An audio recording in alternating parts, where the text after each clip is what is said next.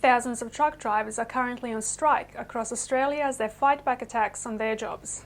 There are disruptions across a wide range of industries, including retail and beverage, as transport and freight operators seek a pay rise. The Transport Workers Union says more than 15,000 truck drivers across 5 major transport companies have walked out of their jobs following failed negotiations. The union's National Secretary Michael Kaine says operators are doing whatever they can to fight for their jobs. Here's more from Michael.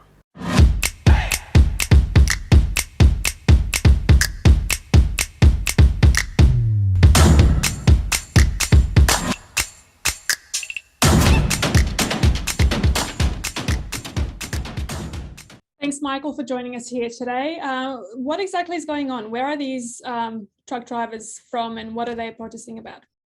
Well, we're in last-ditch discussions today, but it looks like there's going to be a 24-hour stoppage very soon. 7,000 workers from Transport Company Toll, its largest company in Australia. It works across retail, oil, fuel and gas, parcel supply chains.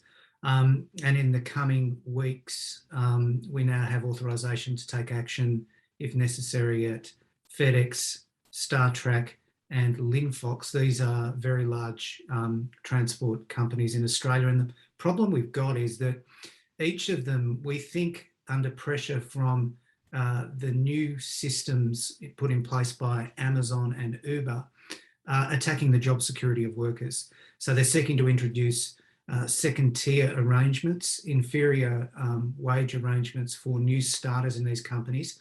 And that's a direct attack on the job security of these workers. So it's unfortunate we've come to this stage, but it is a time, I think, that transport workers have to stand up to make sure that their jobs are secure for the future. Yeah. Now, there's talk about that crisis talks not succeeding. What exactly has been discussed so far, and has there been any response from these companies? So you can tell us. Yeah, well, look, we're in negotiations across all of those companies. For Australia, quite big numbers. We're talking around 15 to 20,000 transport workers, that's truckies and distribution centre workers. The talks have really been focused around job security. So these workers are really focused, of course they are, on maintaining and enhancing permanent positions, making sure that they have the capacity to make a living for themselves and their families, but have certainty into the future. They don't want to be pushed into a casualised workforce, and they certainly don't want companies to have the capacity to be able to contract out their work in big slabs after they've signed a deal with them. And that's precisely what they're facing at the moment with 5 of these very large companies. And of course, that means that these workers don't really have a choice. The choice is either sign a document which allows this work to be contracted out or stand up for your rights. And I think in those circumstances, workers must stand up for their rights. Are these employers taking advantage of the times during COVID over the last 18 months to 2 years? I think there is a real sense that some employers and these transport operators as well are using the cover of COVID. Our wages rounds with these companies were due to take place last year, but transport workers got together with the companies and said, look, we don't know where the virus is going to go. We don't know how it's going to affect transport supply chains. So we'll take a pause. We'll defer these negotiations till 2021. And of course, in that intervening year, we've seen supply chains boom, and the retailers, oil companies, manufacturers, but importantly, the parcel providers like Amazon, they've been raking in the profits. And what that means is that there's really no excuse to be profiteering during COVID. But these companies, I think, take the opportunity. They say, well, workers won't want to stand up for their rights while the community is dealing with COVID, and they're right. But they've left workers with no choice. That's really the atmosphere that we face at the moment. So, Michael, how can we lift those standards within the transport industry? Well, just a couple of days ago, there's a really important Senate inquiry report that's been tabled in our federal parliament in Australia.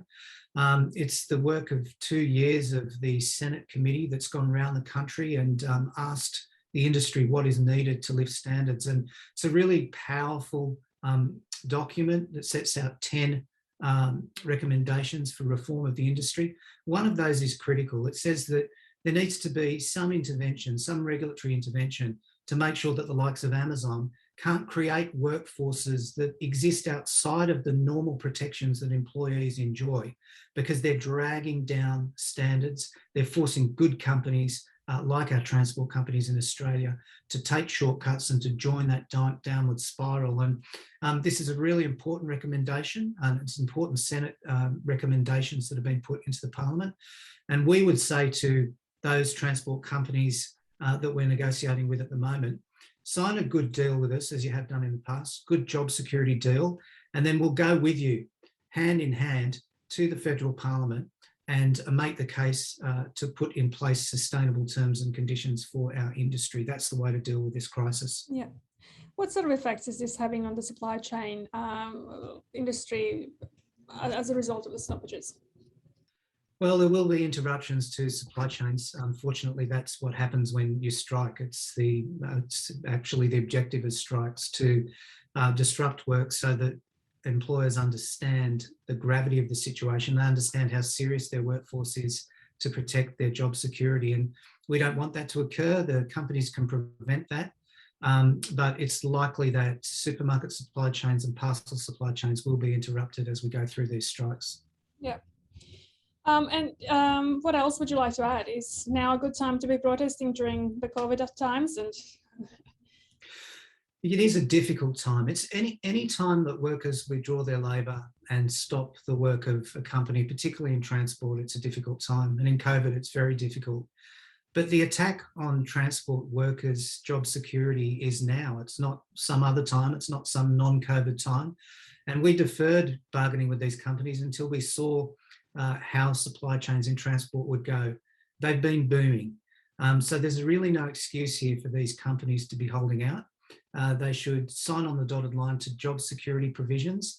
And then, yes, there are pressures on them coming from the likes of Amazon. We agree with that. And the Senate of Australia has agreed with that too, with this report that they've tabled. So sign a good deal with us, then come with us to the government and let's convince them together that we need to deal with the Amazon effect so that we can get sustainable outcomes in road transport for the years to come. Great. Well, thank you, Michael, for clarifying that. Nice to talk to you. Nice to talk to you. Thank you. Cheers. Bye. Thanks for watching. We'll see you next time.